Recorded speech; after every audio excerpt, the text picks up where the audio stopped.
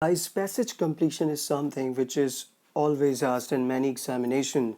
Now, rather than discussing how to do it, what to do it, let's again simplify it, understand what is passage completion and how to approach these kind of questions to get the maximum result. Now, guys, we all focus on what to do first. In this video, I want to focus on what not to do first. Again, let's try to make it simple and straight to the point. Never read the options first.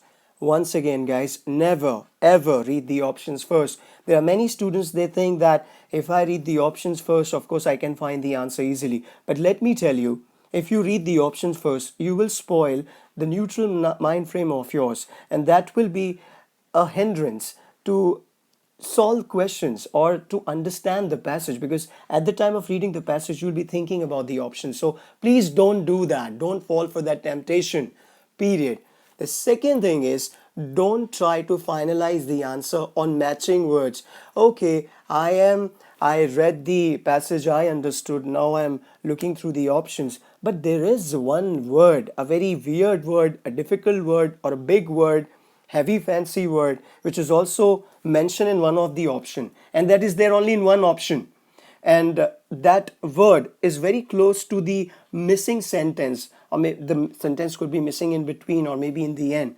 Now what happens is, anyway, the options are differentiated by a slim difference. As soon as we see a matching word, we fall for that. What we think, okay, that can be or be a clue to find me the answer, and we finalize that answer without even thinking second. Now please guys, again, don't do that. It could be your answer, but before you finalize your answer, go through the other options, use your brain. Use elimination method. Now what is elimination method? Of course guys, in verbal you can use it.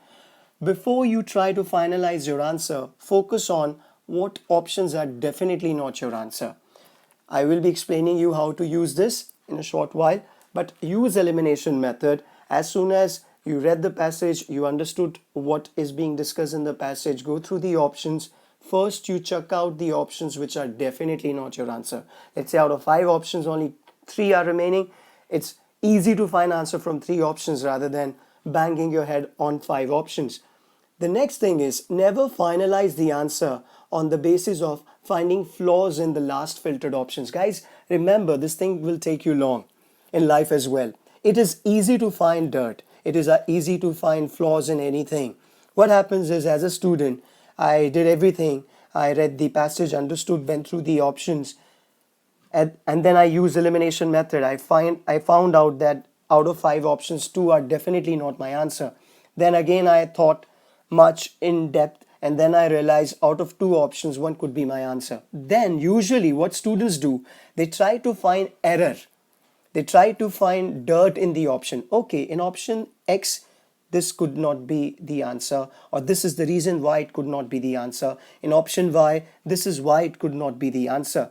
Now guys, let me tell you, you can find error in everything in this life. Rather than finding error and confusing yourself even more, try to support the answer. Be positive, use positive frame of mind. Try to support both the options, or the options which you are confused finally, or the filtered options. One option will definitely get more support because of the content, because of the information, because of how it can fit into the passage. That is your answer. So never try to find the error, but try to support the option. Okay guys, let's talk about do's and what you're supposed to do. As soon as you have read the passage, try to understand the matter discussed, means the topic, what the lines are talking about. Of course, once you have understood that, then you have to understand the area of discussion. For example, if the passage is talking about US economy in let's say 1920, for example, or in 19th century, let's talk about that. Let's say that the passage is talking about US economy in 19th century, but few of the options are talking about US economy, of course, into the matter, but they're talking about US economy in 20th century. Now, of course, that could not be my answer. If the area of discussion. First, you should understand what the topic is discussed and what is the area of the matter or area of discussion. Now, your missing sentence or the line should be in between that area of discussion. Third thing is tone. Now, guys, what is the tone? We have discussed already a lot in reading comprehension about the tone. Now, guys, let me tell you, tone is nothing but the emotion of the author at the time of writing that piece of writing. Now, if the author is happy about mentioning something, or if the author wants you to feel good about something, what he or she is feeling, the tone is going to be good, or else vice versa. Right now, my tone is to inform you, to teach you. Of course, that is what my intentions are. So you need to understand that. Why? Because the missing line should be of the same tone. I cannot give you an option which is out of the box, or which the missing line should not be following some other tone. If I'm talking about something lovely, of course, the missing line should be also from that lovely part of the passage. So the tone of the missing line should be lovely. It cannot be horrid or horrible. Fourth thing is logical continuity of the passage. A goes to B, then it went to C. So definitely should be going on D. You should understand the pattern, guys. Logical continuity of the passage. Now, to understand that, guys, you need to develop a habit of reading. You need to read as much as possible. It is a part of comprehension. You need to first read what is going on, understand, and then only you can find the answer. One more thing, guys, which I think I forgot to mention. If the last line is missing, which is usually the case in passage completion, do not think that you can read 2 or 3 lines before the missing line and find the answer. If the last line is missing, it's a clear sign that the examiner wants you to read at least the whole paragraph, or just read the passage completely if you want to score and if you want to be sure about your attempt. If it's a TETA question, there is no negative marking. But if it's not a TETA question, if the options are given, then of course it carries a penalty if you attempt it incorrectly.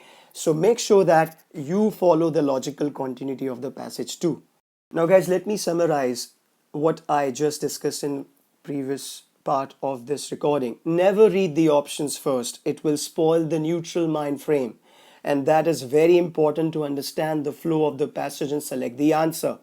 Be aware of the last sentence, passage completion, and never finalize your answer just not on matching words. Please don't fall for that. Always support the option instead finding flaws in them, and the option which has the maximum points to be supported is finally the answer. That is what your answer is. In short, and to summarize, just maintain the flow of the passage to get the right answer. Now, guys, how to maintain the flow for that? Whenever you are reading something, ask yourself how the flow of the writing is going, how the author is describing about something. The missing line is a part of that flow. So it will help you to understand. And one more thing, guys, remember in RC, it was taught to you that usually analytical and argumentative passages are going to be given. Now let me tell you, in passage completion and also in parajumble, usually the type of writing is going to be either analytical or argumentative. So please go through this recording again, get in touch with your faculties for any doubts, practice as much as possible, go online.